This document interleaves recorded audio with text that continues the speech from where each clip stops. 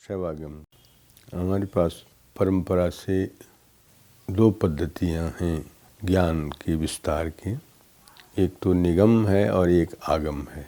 निगम वेद से संबंधित है और आगम को हम तंत्र भी कह देते हैं। तो आगम और निगम दोनों बहुत प्राचीन काल से ज्ञान की परंपराएं हैं। कुछ लोग इन्हें भिन्न परंपराएं मानते हैं कि आगम और निगम दोनों एक से भिन्न हैं, लेकिन हमें ऐतिहासिक जो साक्ष्य हैं उनके आधार पर हमें इनमें कोई विरोध नहीं नज़र आता।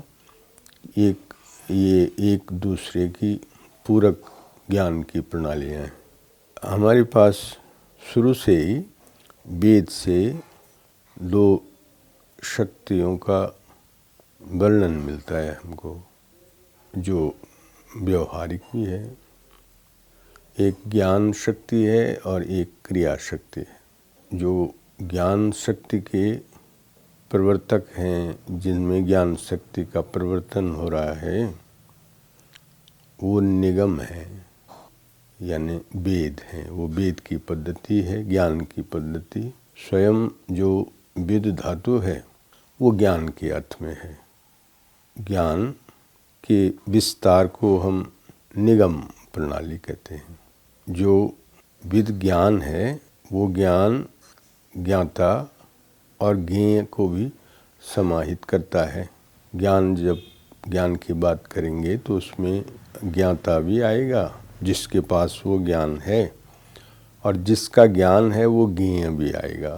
तो ज्ञाता, ज्ञान और ज्ञेय, इन तीनों का जिस पद्धति से विस्तार हो रहा है वो ज्ञान की पद्धति यानी निगम की पद्धति, वेद की पद्धति है।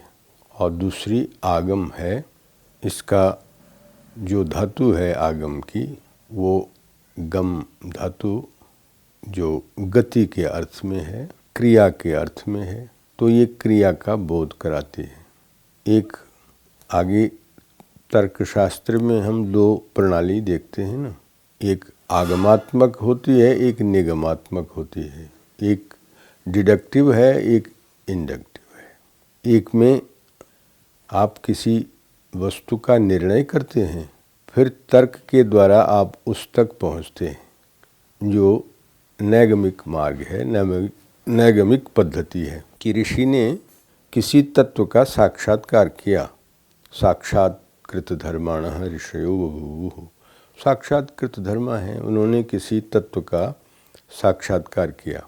तो उसके बाद उस साक्षात्कार से प्राप्त जो सत्य है, उस सत्य को तार्किक दृष्टि से भी सिद्ध किया। तो वो निगम की प्रणाली हो गई। और जो आगमिक प्रणाली है उसमें हम सत्य को तर्कों के द्वारा सिद्ध करते हैं। एक में सिद्ध सत्य पुनः सत्य के द्वारा, पुनः तर्कों के द्वारा स्थापित होता है, और दूसरे में तर्कों के द्वारा सत्य की स्थापना होती है। इसलिए वो आगमिक प्रणाली है। और जिसमें सत्य के बाद तर्कों से सत्य की परीक्षा होती है और फिर हम किसी निर्णय पर पहुंचते हैं, वो नैगमिक प्रणाली हुई। तो इसलिए जिस तरह से ज्ञान में और क्रिया में भेद नहीं है, उसी तरह से आगम और निगम में भी भेद नहीं है। आगम क्रिया प्रधान है और निगम वेद प्रधान है। तो आगम जो है वो वैदिक परंपरा है जो ज्ञान की है, निगम वैदिक परंपरा ज्ञान की परंपरा, और आगम क्रिया की परंपरा है। वो आगमात्मक तर्क है। जैसे निगमात्मक तर्क है, ऐसी आगमात्मक तर्क है।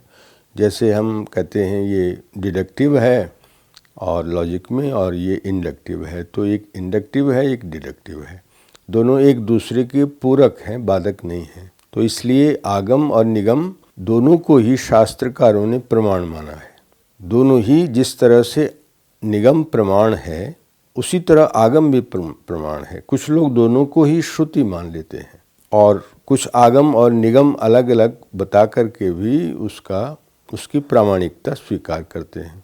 तो इसलिए ये जो तंत्र है, ये तंत्र आगम पद्धति में आता है। इसको हम आगम भी कहते हैं।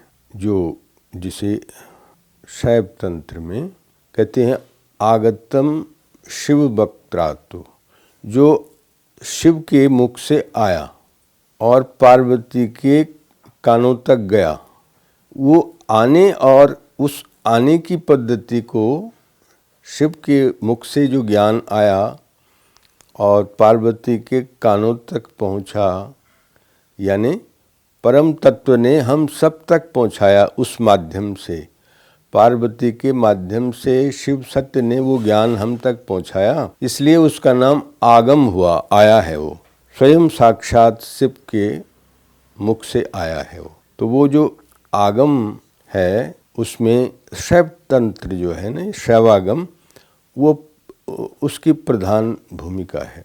शैवागम के कई रूप हैं, कई प्रणालियां हैं शैव की, जो दक्षिण में भी विकसित हुई हैं।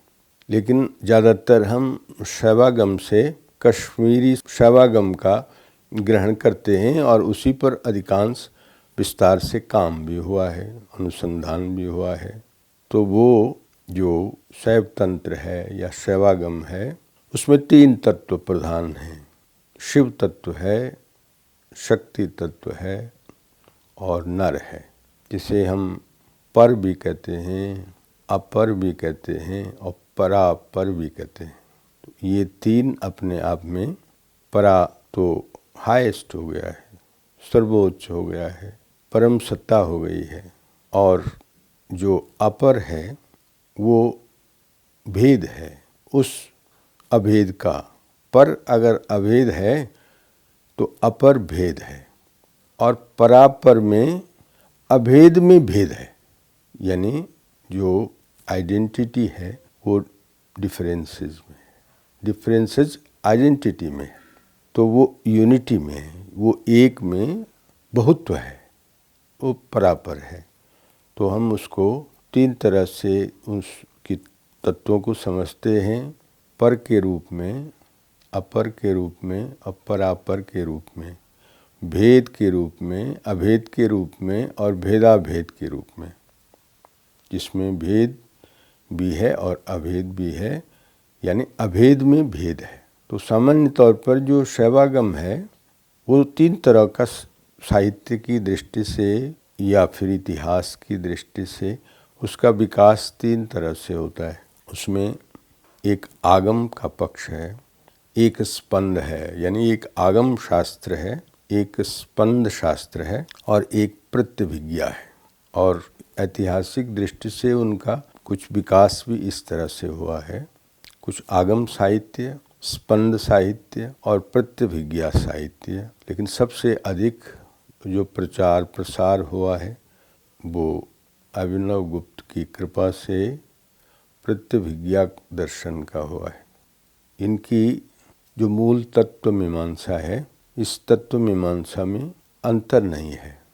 इसमें जो मूल सत्ता है, मूल स्वरूप है, मूल सत्य है, वो परम शिव हैं, वो प्रकाश हैं, और उनकी शक्ति पार्वती हैं, वो शक्ति हैं।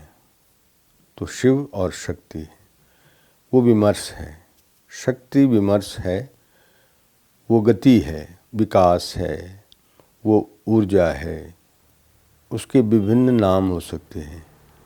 शिव बिना शक्ति के तो शव हैं। तो वो उस शक्ति से विश्व में जो 5 प्रकार की क्रियाएं हैं, वो 5 प्रकार की क्रियाएं करते हैं। वो उनके पंचकृत्य कहे जाते हैं। वो पंचकृत्य इन 5 शक्तियों से होती है। उनके पास चित्त शक्ति है, उनके पास आनंद शक्ति है, उनके पास इच्छा शक्ति है, उनके पास ज्ञान शक्ति है और उनके पास क्रिया शक्ति है। ये 5 शक्तियाँ और 5 उनके कृत्य, ये मूल शिव की तत्व मीमांसा की पृष्ठभूमि समझ लीजिए। इसको ये पृष्ठभूमि हुई है। इन शक्तियों के अतिरिक्त जो उनका एक सार्वभौमिक क्रिया है, यूनिवर्सल प्रिंसिपल, वो जो यूनिवर्सल रूप है, जो उनका सार्वभौमिक स्वरूप है, सार्वभौमिक कृत्य है, उसमें शिव और शक्ति के अतिरिक्त सदाशिव, ईश्वर और सद्विद्या, जिसको हम शुद्ध विद्या भी कहते हैं, ये 5 शिव है, शक्ति है, सदाशिव हैं, ईश्वर है और सद्विद्या है या शुद्ध विद्या है। ये वस्तुतः जो साधना करते हैं, साधक हैं, उन साधकों के ये जो उनकी जो प्रगति हो रही है साधना में, उस प्रगति के पद हैं, स्टेप हैं, कैसे वो अहम से इदम में जाते हैं। मूल तत्व जो अहम है ना, जिस अहम में ये सारी जो क्रियाएं हैं उनका बीज है। व्यवहारिक तौर पर अगर हम किसी वस्तु में अहम का आरोप करते हैं कि ये धन है, धन में अहम का आरोप हो गया तो अहम धनी हो गया, ये मैं धनी हूँ। तो अगर इदम का आरोप हुआ तो फिर ये धन मेरा है तो मैं धन वाला हूँ, इस तरह हो जाएगा। तो अहम के बाद जब इदम आता है तो इदम विश्वम, ये इदम से पूरे संसार का बोध होता है। अहम एक जो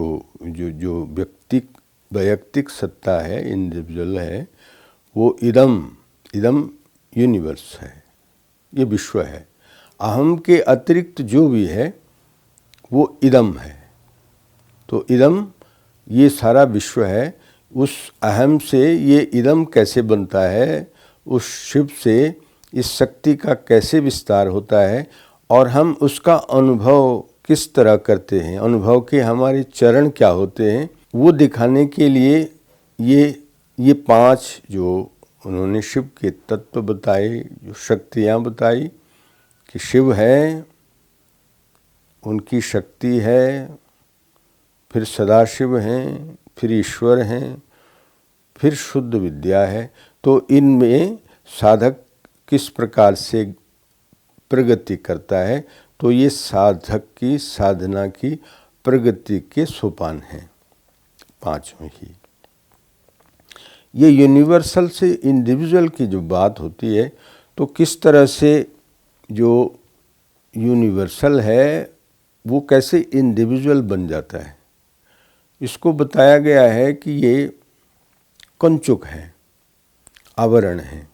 आवरण में जो वास्तविकता है वो ढक जाती है या सीमित हो जाती है। जैसे वो सर्वशक्तिमान है, वो ओमनीपोटेंट है, बहुत शक्ति है उसकी। अब जो कला तत्व है उसको वो शक्ति उसकी सीमित हो जाती है। कला यानी कार्य करने की विस्तृति है, जो उससे उसकी शक्ति सीमित हो गई। मैं ये करता हूँ, मैं वो करता हूँ, इसका मतलब वो कहीं अपनी क्रियाओं में सीमित है। उसकी जो सर्वशक्तिमत्ता है वो सीमित हो गई है कि मैं ये भी करता हूँ, मैं वो भी करता हूँ। उसके अपने कार्य करने की क्रियाविधियाँ सीमित हैं। ये करता हूँ का मतलब वो नहीं कर सकता हूँ, वो नहीं ये कर सकता हूँ। तो वो उसकी कला में का अभिप्राय ये हुआ, जो कंचुक है पहला, वो कि उसकी वो जो सर्वशक्तिमान है उसकी शक्ति सीमित हो गई है। इसी तरह से जो ओमनिसेंट है, सर्वज्ञ है, अब वो जो विद्या शक्ति है उससे वो सीमित हो गया है, लिमिटेड हो गया है कि मैं ये जानता हूँ। तो इसका मतलब कुछ खास चीज़ें जानता है, वो सब कुछ नहीं जानता है। मैं ये जानता हूँ का मतलब ये हुआ कि मैं ये नहीं जानता हूँ। कुछ चीज़ें ऐसी हैं जिनको वो नहीं जानता है। अगर उसने एक ज्ञान पर अपना अध्यास किया, एक ज्ञान पर अपना दावा किया कि मैं इसको जानता हूँ, इसका अभिप्राय ये हुआ कि वो दूसरी चीज़ों को नहीं जानता है, कम जानता है, तो ज्ञान में तारतम्य हो गया, ज्ञान सीमित हो गया। तो ये दूसरा विद्या का है। तो कला के बाद दूसरा कंचुक विद्या हुई। तीसरी विद्या के बाद राग है। वो अपने आप में